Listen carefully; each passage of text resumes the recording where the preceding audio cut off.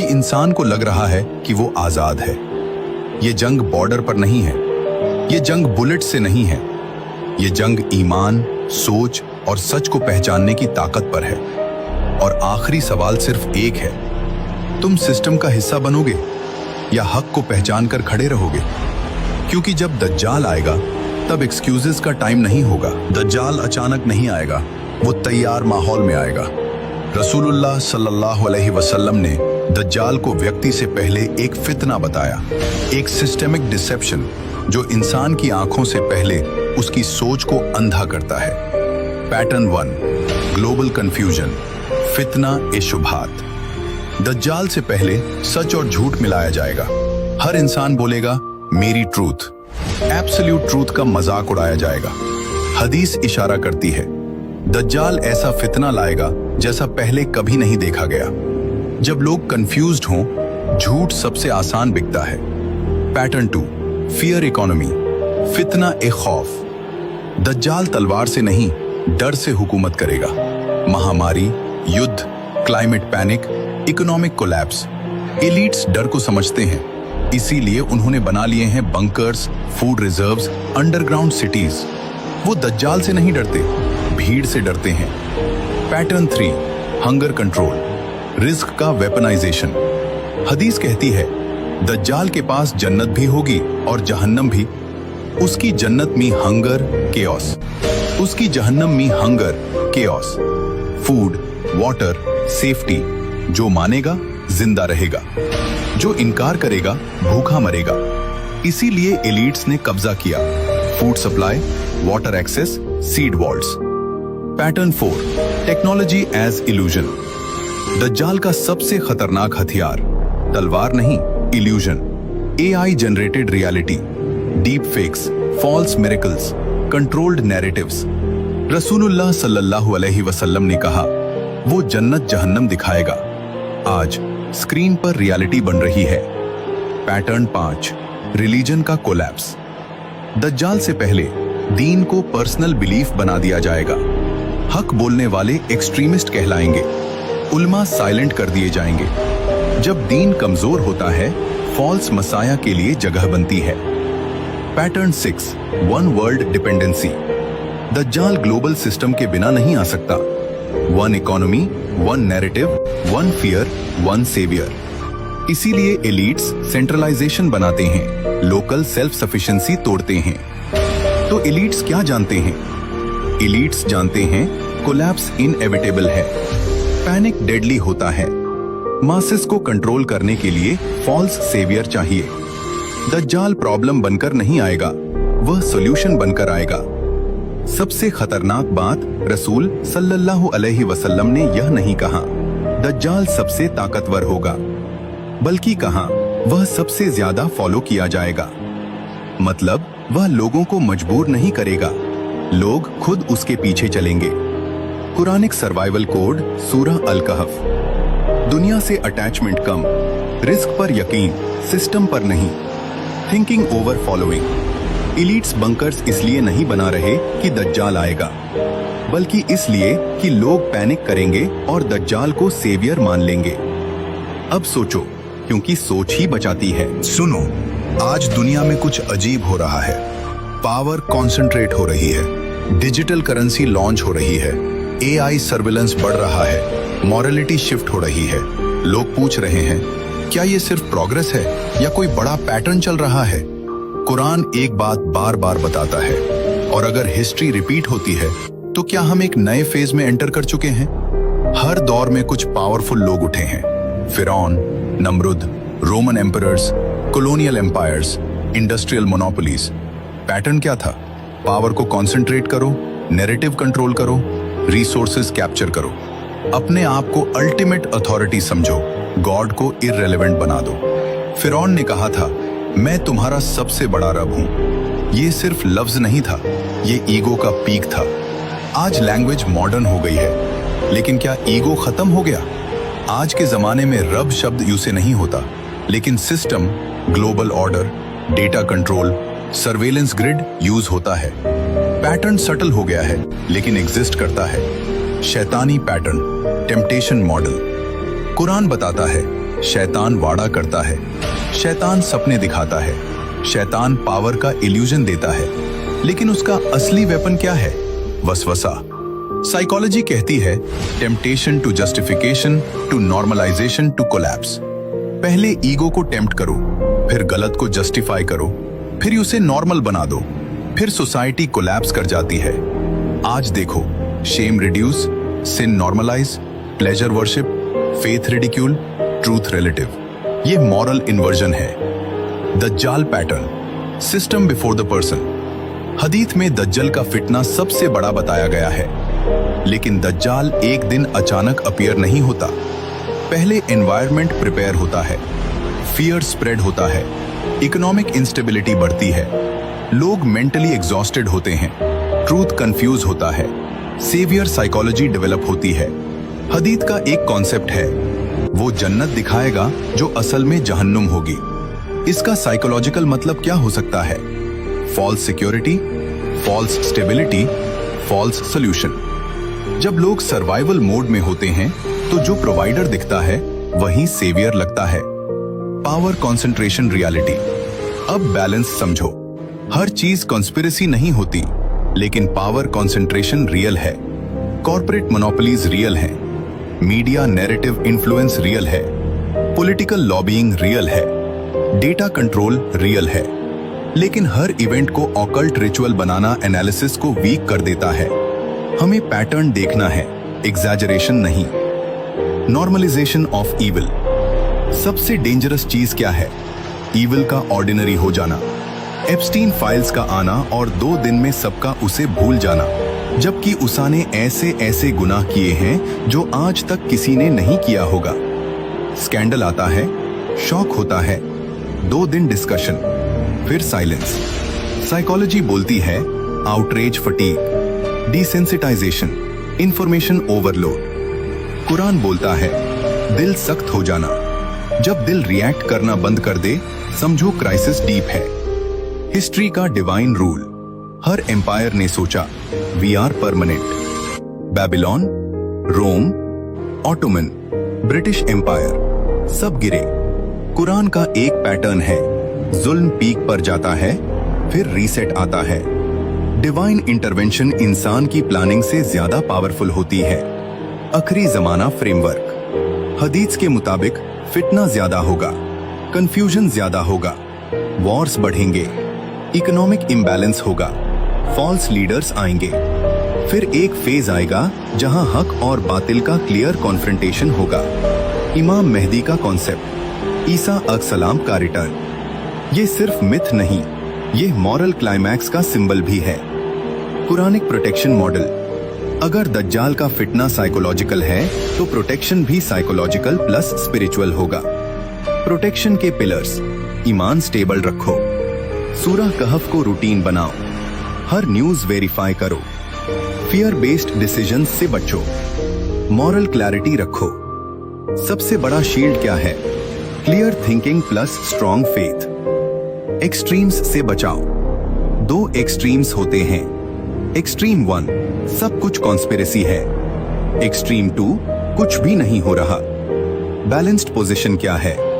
Pattern देखो, evidence देखो, emotional reaction control करो, फेथ स्टेबल रखो। Final reflection. शैतान इन्फ्लुएंस करता है, एलीट्स पावर चेस करते हैं, लीडर्स सिस्टम एनफोर्स करते हैं, पब्लिक अडैप्ट कर लेती है, लेकिन अल्टीमेट कंट्रोल अल्लाह के पास। हिस्ट्री का फाइनल चैप्टर इंसान नहीं लिखता। अंधेरा कितना भी गहरा हो, नूर को बस एक लम्हा चाहिए। दुनिया का सबसे बड़ा टेस्ट टेक्नोलॉजी नहीं है, पॉलिटिक्स नहीं है, इकोनॉमी नहीं है, सबसे बड़ा टेस्ट है ईमान। अगर ईमान स्टेबल है तो कोई दज्जाल सिस्टम तुम्हें परमानेंटली कंट्रोल नहीं कर सकता। सवाल यह नहीं है कि दुनिया किस मोड़ पर है, सवाल यह है तुम किस साइड पर हो। जिंदा रहने की जगह नहीं छोड़ेगी, क्योंकि ये सिस्टम इंसान को किल करने से पहले उसे बेबस बनाता है, लाचार बनाता है, डिपेंडेंट बनाता है। इसीलिए दुनिया का पानी कुछ हाथों में होना चाहिए। इसीलिए ग्रीनलैंड जरूरी है, क्योंकि फ्यूचर वॉर्स ऑयल से नहीं, वाटर से होंगी। इसीलिए दुनिया का तेल और गैस कुछ ताकतों के पास होना चाहिए। वेनेजुएला इसलिए निशाने पर है क्योंकि ऑयल सिर्फ एनर्जी नहीं, कंट्रोल है। मिडिल ईस्ट पहले से ही सिस्टम का हिस्सा बना दिया गया है। सरकारें बदली, नक्शे बदले, मुल्क थके। बस एक ही कंट्री बची जो इस फ्लो में पूरी तरह नहीं आई, ईरान। इसीलिए उसके पीछे प्रेशर है, सैंक्शंस हैं, आइसोलेशन है, क्योंकि जब तक वो पीस बाहर है, फाइनल पजल कंप्लीट नहीं होगा।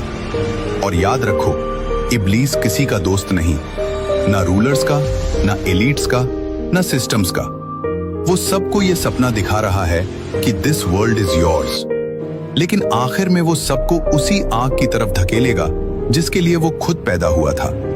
सबसे बड़ा धोखा ये नहीं कि दुनिया गुलाम बनाई जा रही है, सबसे बड़ा धोखा ये है कि इंसान को लग रहा है कि वो आजाद है।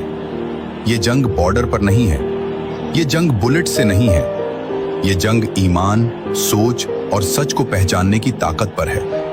और आखिरी सवाल सिर्फ एक है, तुम सिस्टम का हिस्सा बनोगे या हक को पहचान कर खड़े रहोगे? क्योंकि जब दज्जाल आएगा तब एक्सक्यूजेस का टाइम नहीं होगा। दज्जाल अचानक नहीं आएगा, वो तैयार माहौल में आएगा। रसूलुल्लाह सल्लल्लाहु अलैहि वसल्लम ने दज्जाल को व्यक्ति से पहले एक फितना बताया, एक सिस्टेमिक डिसेप्शन जो इंसान की आंखों से पहले उसकी सोच को अंधा करता है। पैटर्न 1, ग्लोबल कंफ्यूजन, फितना ए शुभात। दज्जाल से पहले सच और झूठ मिलाया जाएगा। हर इंसान बोलेगा मेरी ट्रूथ, एब्सोल्यूट ट्रूथ का मजाक उड़ाया जाएगा। हदीस इशारा करती है दज्जाल ऐसा फितना लाएगा जैसा पहले कभी नहीं देखा गया। जब लोग कंफ्यूज्ड हों, झूठ सबसे आसान बिकता है। पैटर्न 2, फियर इकोनॉमी, फितना ए खौफ। दज्जाल तलवार से नहीं, डर से हुकूमत करेगा। महामारी, युद्ध, climate panic, economic collapse. Elites डर को समझते हैं, इसीलिए उन्होंने बना लिए हैं bunkers, food reserves, underground cities.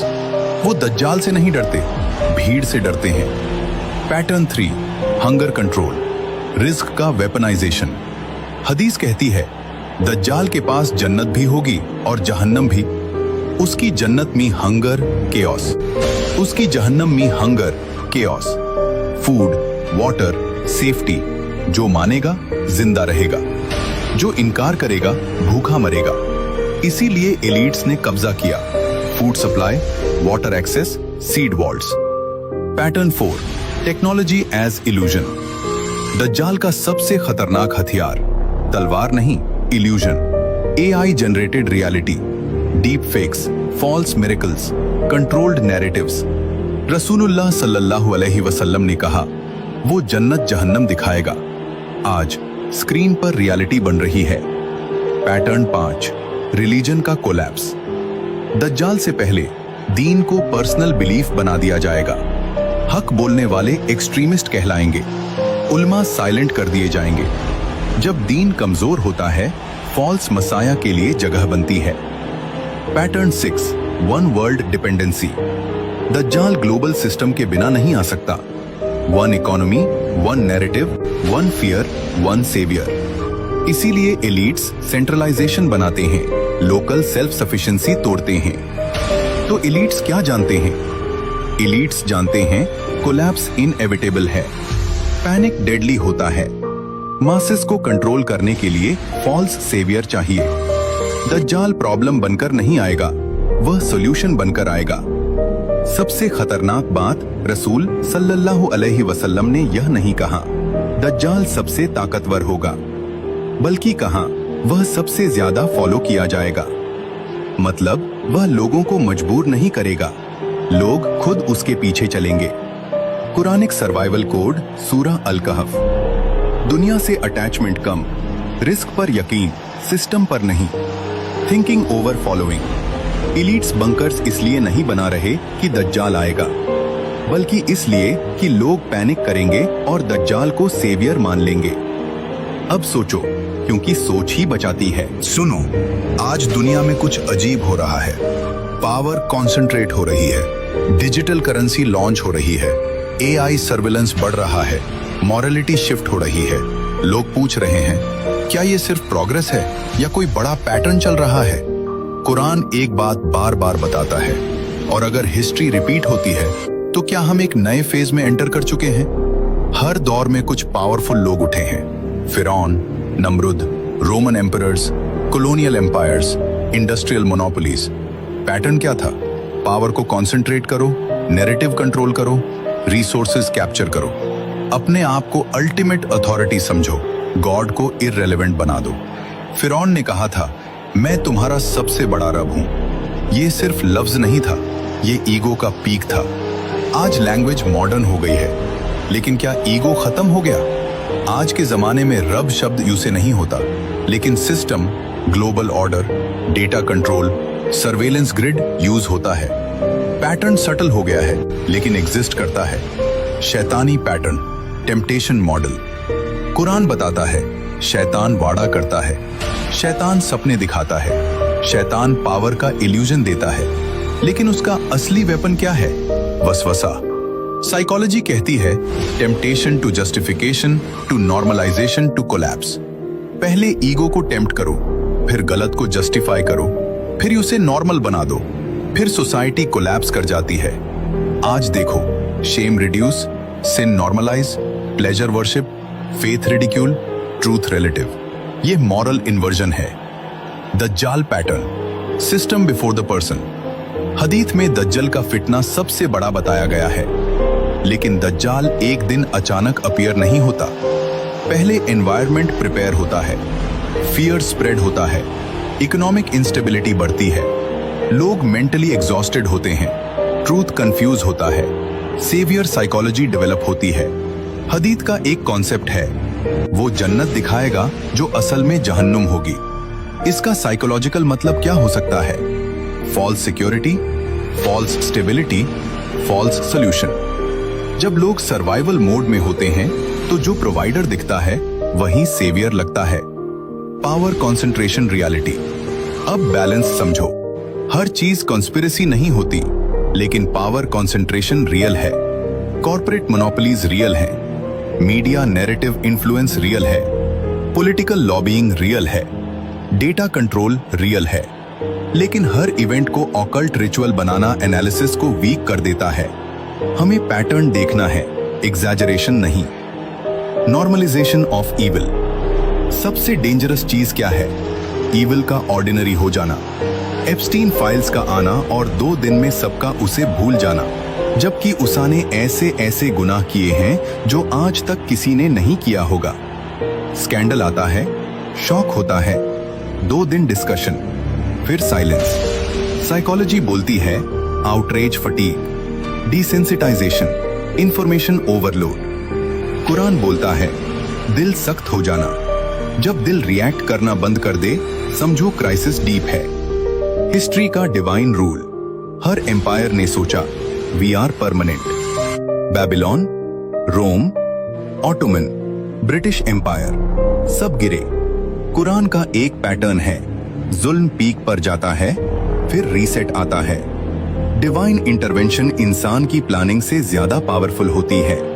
आखिरी जमाना फ्रेमवर्क। हदीस के मुताबिक फितना ज्यादा होगा, कंफ्यूजन ज्यादा होगा, वॉर्स बढ़ेंगे, इकोनॉमिक इम्बैलेंस होगा, फॉल्स लीडर्स आएंगे।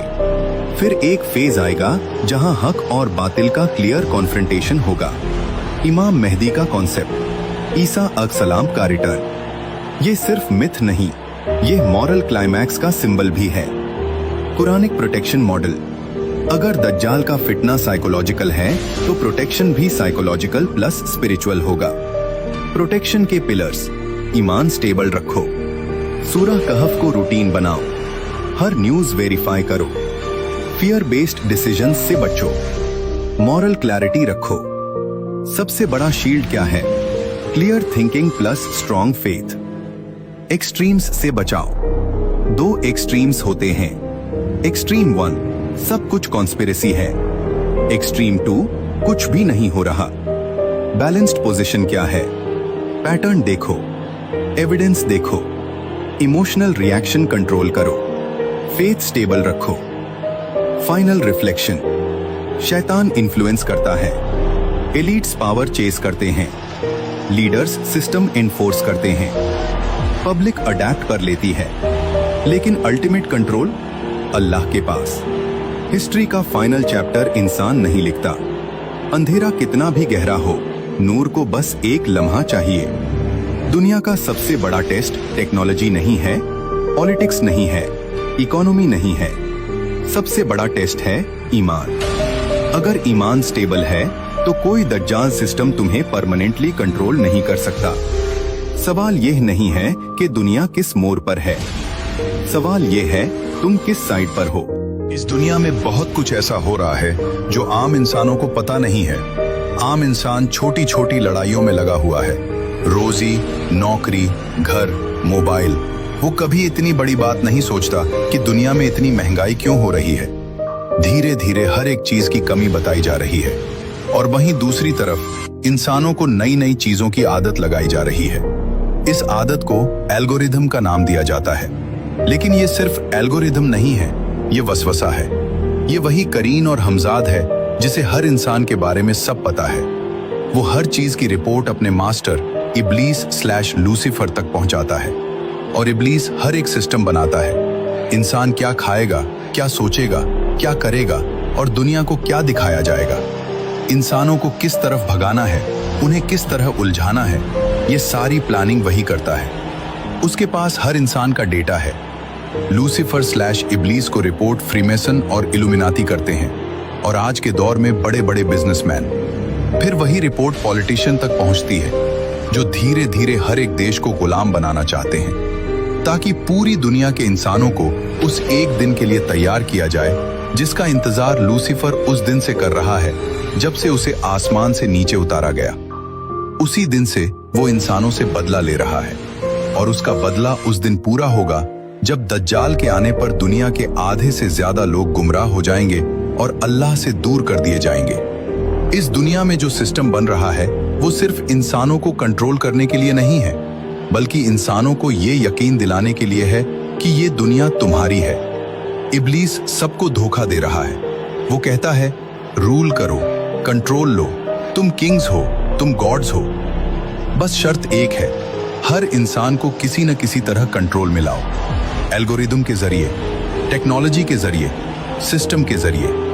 इंसान समझता है कि वो सिस्टम चला रहा है, लेकिन हकीकत ये है कि सिस्टम इंसान चला रहा है। जब हर चीज पर कब्जा हो जाएगा, खाना, पानी, तेल, सोच, डेटा और ईमान, तभी थर्ड टेंपल बनेगा, और तभी दज्जाल आएगा। वो इसी सिस्टम को यूज करेगा, इसी एल्गोरिदम को, इसी टेक्नोलॉजी को, और फिर दुनिया दो हिस्सों में बंट जाएगी। जो उसकी बात मानेगा वो अल्लाह से दूर जाएगा, और जो उसकी बात नहीं मानेगा उसके लिए दुनिया जिंदा रहने की जगह नहीं छोड़ेगी, क्योंकि ये सिस्टम इंसान को किल करने से पहले उसे बेबस बनाता है, लाचार बनाता है, डिपेंडेंट बनाता है। इसीलिए दुनिया का पानी कुछ हाथों में होना चाहिए। इसीलिए ग्रीनलैंड जरूरी है, क्योंकि फ्यूचर वॉर्स ऑयल से नहीं, वाटर से होंगी। इसीलिए दुनिया का तेल और गैस कुछ ताकतों के पास होना चाहिए। वेनेजुएला इसलिए निशाने पर है क्योंकि ऑयल सिर्फ एनर्जी नहीं, कंट्रोल है। मिडिल ईस्ट पहले से ही सिस्टम का हिस्सा बना दिया गया है। सरकारें बदली, नक्शे बदले, मुल्क थके। बस एक ही कंट्री बची जो इस फ्लो में पूरी तरह नहीं आई, ईरान। इसीलिए उसके पीछे प्रेशर है, सैंक्शंस हैं, आइसोलेशन है, क्योंकि जब तक वो पीस बाहर है, फाइनल पजल कंप्लीट नहीं होगा। और याद रखो, इब्लीस किसी का दोस्त नहीं, ना रूलर्स का, ना एलीट्स का, ना सिस्टम्स का। वो सबको ये सपना दिखा रहा है कि दिस वर्ल्ड इज योर्स, लेकिन आखिर में वो सबको उसी आग की तरफ धकेलेगा जिसके लिए वो खुद पैदा हुआ था। सबसे बड़ा धोखा ये नहीं कि दुनिया गुलाम बनाई जा रही है, सबसे बड़ा धोखा ये है कि इंसान को लग रहा है कि वो आजाद है। ये जंग बॉर्डर पर नहीं है, ये जंग बुलेट से नहीं है, ये जंग ईमान, सोच और सच को पहचानने की ताकत पर है। और आखिरी सवाल सिर्फ एक है, तुम सिस्टम का हिस्सा बनोगे या हक को पहचान कर खड़े रहोगे? क्योंकि जब दज्जाल आएगा तब एक्सक्यूजेस का टाइम नहीं होगा। दज्जाल अचानक नहीं आएगा, वो तैयार माहौल में आएगा। रसूलुल्लाह सल्लल्लाहु अलैहि वसल्लम ने दज्जाल को व्यक्ति से पहले एक फितना बताया, एक सिस्टेमिक डिसेप्शन, जो इंसान की आंखों से पहले उसकी सोच को अंधा करता है। पैटर्न 1, ग्लोबल कंफ्यूजन, फितना ए शुभात। दज्जाल से पहले सच और झूठ मिलाया जाएगा। हर इंसान बोलेगा मेरी ट्रूथ। एब्सोल्यूट ट्रूथ का मजाक उड़ाया जाएगा। हदीस इशारा करती है दज्जाल ऐसा फितना लाएगा जैसा पहले कभी नहीं देखा गया। जब लोग कंफ्यूज्ड हों, झूठ सबसे आसान बिकता है। पैटर्न 2, फियर इकोनॉमी, फितना ए खौफ। दज्जाल तलवार से नहीं, डर से हुकूमत करेगा। महामारी, युद्ध, climate panic, economic collapse. Elites डर को समझते हैं, इसीलिए उन्होंने बना लिए हैं bunkers, food reserves, underground cities. वो दज्जाल से नहीं डरते, भीड़ से डरते हैं। पैटर्न 3, हंगर कंट्रोल, रिस्क का वेपनाइजेशन। हदीस कहती है दज्जाल के पास जन्नत भी होगी और जहन्नम भी। उसकी जन्नत में हंगर, केओस। उसकी जहन्नम में hunger, chaos. Food, water, safety. जो मानेगा जिंदा रहेगा, जो इनकार करेगा भूखा मरेगा। इसीलिए एलीट्स ने कब्जा किया। Food supply, water access, seed walls. Pattern 4, technology as illusion. दज्जाल का सबसे खतरनाक हथियार तलवार नहीं, illusion. AI generated reality, deep fakes, false miracles, controlled narratives. रसूलुल्लाह सल्लल्लाहु अलैहि वसल्लम ने कहा वो जन्नत जहन्नम दिखाएगा। आज स्क्रीन पर रियलिटी बन रही है। पैटर्न 5, रिलीजन का कोलैप्स। दज्जाल से पहले दीन को पर्सनल बिलीफ बना दिया जाएगा। हक बोलने वाले एक्सट्रीमिस्ट कहलाएंगे। उल्मा साइलेंट कर दिए जाएंगे। जब दीन कमजोर होता है, फॉल्स मसाया के लिए जगह बनती है। Pattern 6, one world dependency. दज्जाल ग्लोबल सिस्टम के बिना नहीं आ सकता। One economy, one narrative, one fear, one saviour. इसीलिए एलीट्स सेंट्रलाइजेशन बनाते हैं, लोकल सेल्फ सफिशिएंसी तोड़ते हैं। तो एलीट्स क्या जानते हैं? एलीट्स जानते हैं कोलैप्स इनएविटेबल है, पैनिक डेडली होता है। मासेस को कंट्रोल करने के लिए फॉल्स सेवियर चाहिए। दज्जाल प्रॉब्लम बनकर नहीं आएगा, वह सॉल्यूशन बनकर आएगा। सबसे खतरनाक बात, रसूल सल्लल्लाहु अलैहि वसल्लम ने यह नहीं कहा दज्जाल सबसे ताकतवर होगा, बल्कि कहा वह सबसे ज्यादा फॉलो किया जाएगा। मतलब वह लोगों को मजबूर नहीं करेगा, लोग खुद उसके पीछे चलेंगे। कुरानिक सर्वाइवल कोड, सूरह अल कहफ। दुनिया से अटैचमेंट कम, रिस्क पर यकीन, सिस्टम पर नहीं। Thinking over following. Elites bunkers इसलिए नहीं बना रहे कि दज्जाल आएगा, बल्कि इसलिए कि लोग पैनिक करेंगे और दज्जाल को सेवियर मान लेंगे। अब सोचो, क्योंकि सोच ही बचाती है। सुनो, आज दुनिया में कुछ अजीब हो रहा है। पावर कॉन्सेंट्रेट हो रही है, डिजिटल करेंसी लॉन्च हो रही है, AI सर्विलेंस बढ़ रहा है, मॉरलिटी शिफ्ट हो रही है। लोग पूछ रहे हैं क्या ये सिर्फ प्रोग्रेस है या कोई बड़ा पैटर्न चल रहा है? कुरान एक बात बार बार बताता है, और अगर हिस्ट्री रिपीट होती है तो क्या हम एक नए फेज में एंटर कर चुके हैं? हर दौर में कुछ पावरफुल लोग उठे हैं। फिरौन, नमरुद, Roman emperors, colonial empires, industrial monopolies. Pattern क्या था? पावर को कॉन्सेंट्रेट करो, नैरेटिव कंट्रोल करो, रिसोर्सेज कैप्चर करो, अपने आप को अल्टीमेट अथॉरिटी समझो, गॉड को इररिलेवेंट बना दो। फिरौन ने कहा था मैं तुम्हारा सबसे बड़ा रब हूं। ये सिर्फ लफ्ज नहीं था, ये ईगो का पीक था। आज लैंग्वेज मॉडर्न हो गई है, लेकिन क्या ईगो खत्म हो गया? आज के जमाने में रब शब्द यूं से नहीं होता, लेकिन system, global order, data control, surveillance grid use होता है। पैटर्न सटल हो गया है, लेकिन एग्जिस्ट करता है। शैतानी पैटर्न, टेम्पटेशन मॉडल। कुरान बताता है शैतान वादा करता है, शैतान सपने दिखाता है, शैतान पावर का इल्यूजन देता है, लेकिन उसका असली वेपन क्या है? वसवसा। साइकोलॉजी कहती है temptation to justification to normalisation to collapse. पहले ईगो को टेम्प्ट करो, फिर गलत को जस्टिफाई करो, फिर उसे नॉर्मल बना दो, फिर सोसाइटी कोलैप्स कर जाती है। आज देखो, shame reduce, sin normalise, pleasure worship, faith ridicule, truth relative. ये मॉरल इन्वर्जन है। दज्जाल pattern, system before the person. हदीथ में दज्जल का फितना सबसे बड़ा बताया गया है, लेकिन दज्जाल एक दिन अचानक अपीयर नहीं होता। पहले एनवायरनमेंट प्रिपेयर होता है, फियर स्प्रेड होता है, इकोनॉमिक इंस्टेबिलिटी बढ़ती है, लोग मेंटली एग्जॉस्टेड होते हैं, ट्रूथ कंफ्यूज होता है, सेवियर साइकोलॉजी डेवलप होती है। हदीथ का एक कॉन्सेप्ट है, वो जन्नत दिखाएगा जो असल में जहन्नुम होगी। इसका साइकोलॉजिकल मतलब क्या हो सकता है? False security, false stability, false solution. जब लोग सर्वाइवल मोड में होते हैं तो जो प्रोवाइडर दिखता है वही सेवियर लगता है। Power concentration reality. अब बैलेंस समझो, हर चीज कॉन्स्पिरेसी नहीं होती, लेकिन पावर कंसंट्रेशन रियल है। कॉर्पोरेट मोनोपोलीज रियल है, मीडिया नैरेटिव इन्फ्लुएंस रियल है, पॉलिटिकल लॉबिंग रियल है, डेटा कंट्रोल रियल है। लेकिन हर इवेंट को ऑकल्ट रिचुअल बनाना एनालिसिस को वीक कर देता है। हमें पैटर्न देखना है, एग्जैजरेशन नहीं। Normalisation of evil. सबसे डेंजरस चीज क्या है? ईविल का ऑर्डिनरी हो जाना, एप्स्टीन फाइल्स का आना और 2 दिन में सबका उसे भूल जाना, जबकि उसने ऐसे ऐसे गुनाह किए हैं जो आज तक किसी ने नहीं किया होगा। स्कैंडल आता है, शॉक होता है, 2 दिन डिस्कशन, फिर साइलेंस। साइकोलॉजी बोलती है outrage fatigue, desensitisation, information overload. Quran बोलता है दिल सख्त हो जाना। जब दिल रिएक्ट करना बंद कर दे, समझो क्राइसिस डीप है। हिस्ट्री का डिवाइन रूल। हर एम्पायर ने सोचा we are permanent.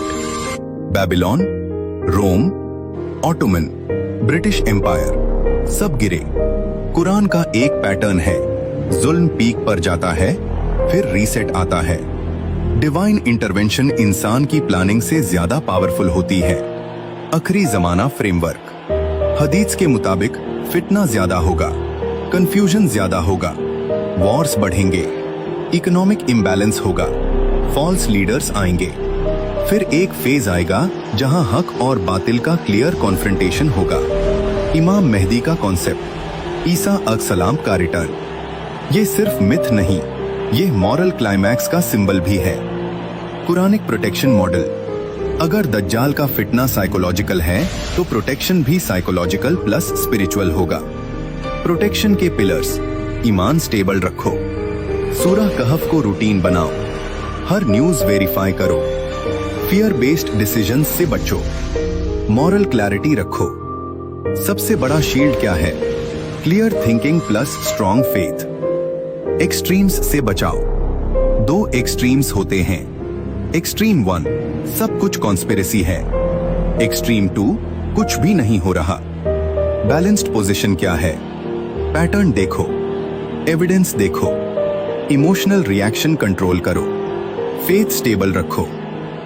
Final reflection. शैतान इन्फ्लुएंस करता है, एलीट्स पावर चेस करते हैं, लीडर्स सिस्टम एनफोर्स करते हैं, पब्लिक अडैप्ट कर लेती है, लेकिन अल्टीमेट कंट्रोल अल्लाह के पास।